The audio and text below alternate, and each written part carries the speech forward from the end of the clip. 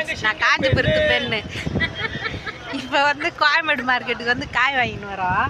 இப்போ பாருங்கள், இது வந்து மொத்தம் 20 மூட்டை என்னுடையது. இப்போ பாருங்கள், இவங்கள காஞ்சிபுரம் தான் இந்த அக்காலாம். அக்கா, நீங்கள் எந்த ஊருக்கா? காஞ்சிபுரம்.